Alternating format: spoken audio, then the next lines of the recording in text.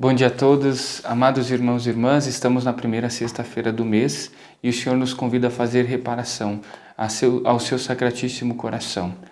Queremos que também a nossa oração seja um mergulhar neste coração e ouvir, então, deste coração as palavras que hoje a liturgia, o Evangelho de hoje nos propõe. Estamos seguindo o capítulo 6 do Evangelho de João, os versículos 52 a 59. João 6, 52 a 59.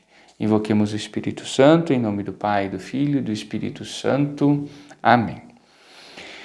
Vinde, Espírito Santo, e enchei os corações dos vossos fiéis, acendei neles o fogo do vosso amor. Enviai o vosso Espírito, e tudo será criado, e renovareis a face da terra. Oremos. Ó Deus, que instruístes os corações dos vossos fiéis, com a luz do Espírito Santo, fazei que apreciemos retamente todas as coisas segundo o mesmo Espírito, e gozemos sempre de sua consolação, por Cristo Senhor nosso. Amém. O Senhor esteja convosco, Ele está no meio de nós. Proclamação do Evangelho de Jesus Cristo segundo João. Glória a vós, Senhor. Naquele tempo, os judeus discutiam entre si, dizendo: como é que ele pode dar a sua carne a comer? Então Jesus disse: em verdade, eu vos digo, se não comerdes a carne do Filho do Homem e não beberdes o seu sangue, não tereis a vida em vós. Quem come a minha carne e bebe o meu sangue tem a vida eterna, e eu o ressuscitarei no último dia. Porque a minha carne é verdadeira comida e o meu sangue verdadeira bebida. Quem come a minha carne e bebe o meu sangue permanece em mim e eu nele. Como o Pai que vive me enviou e eu vivo por causa do Pai, assim o que me come viverá por causa de mim. Este é o pão que desceu do céu. Não é como aquele que os vossos pais comeram, eles morreram. Aquele que come este pão viverá para sempre. Assim falou Jesus, ensinando na sinagoga em Cafarnaum. Palavra da salvação, glória a vós, Senhor. Muito amados irmãos e irmãs, Nosso Senhor chega num ponto neste discurso sobre o pão da vida, no capítulo 6 de João, em que afirma direta, categórica, explicitamente a perspectiva do sacramento na sua realidade mais profunda, ou seja, que aquele que ele nos daria aqui, né, porque estamos ainda antes do sacrifício de Jesus, né, o pão e a carne que ele daria, que ele nos deu, de fato, o pão e o vinho que ele nos daria, que nos deu, é de fato o corpo e o sangue de Cristo. Então, algumas considerações importantes. Primeiro, os judeus eles ficam escandalizados porque eles estão começando a entender que Jesus está falando em sentido literal, comer carne e beber o sangue. E aí fica uma loucura porque começam a pensar em canibalismo, alguma coisa assim, né?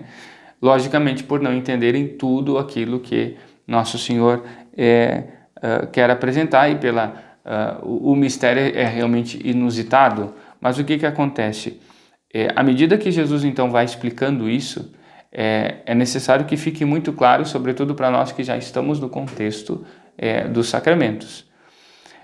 E aí a resposta de Jesus, é todo um parágrafo do versículo 53 ao 57, tudo isso aqui nos traz uma estrutura literária, nós chamamos concêntrica, em que os versículos externos vão chegando até o miolo, que acaba sendo o versículo 55, que tem a afirmação mais explícita.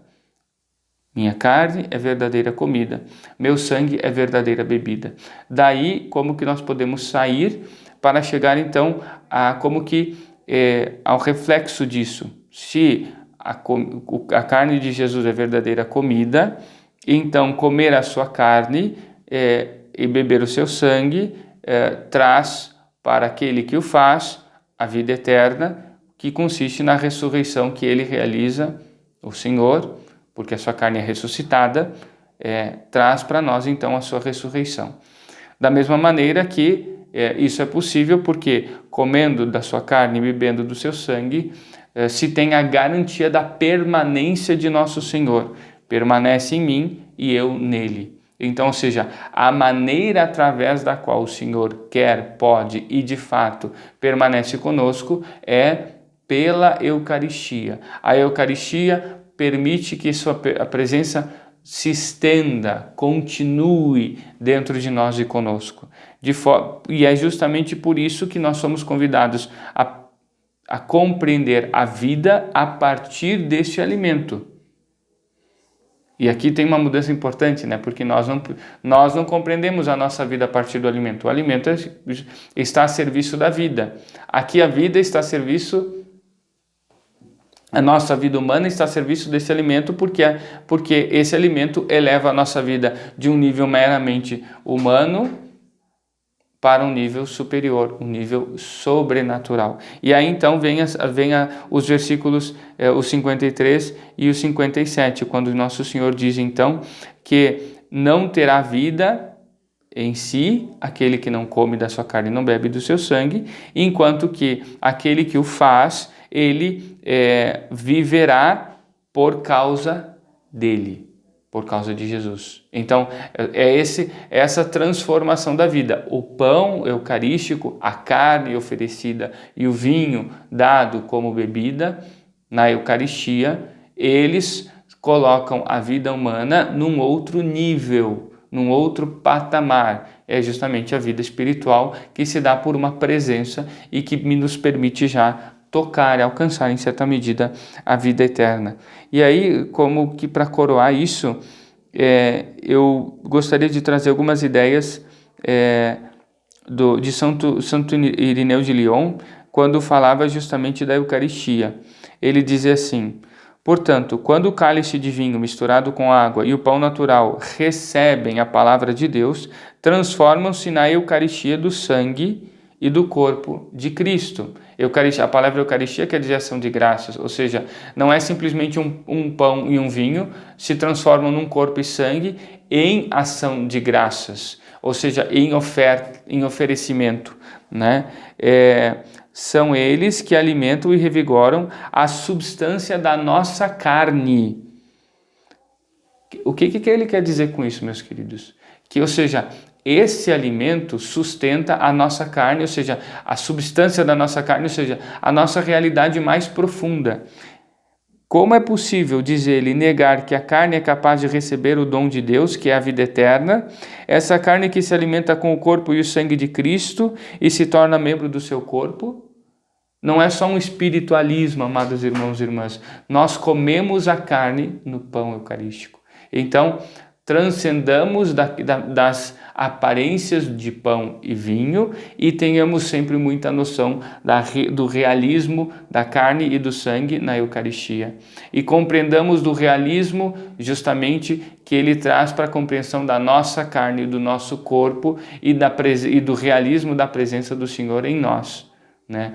Como diz aqui, repito, e com isso concluo, como é possível negar que a carne é capaz de receber o dom de Deus, que é a vida eterna?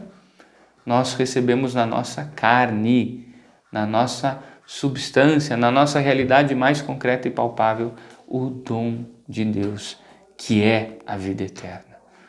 Que nós possamos ficar maravilhados por essa preciosidade que nos é concedida, por esse amor de nosso Senhor que se dá de forma tão profunda.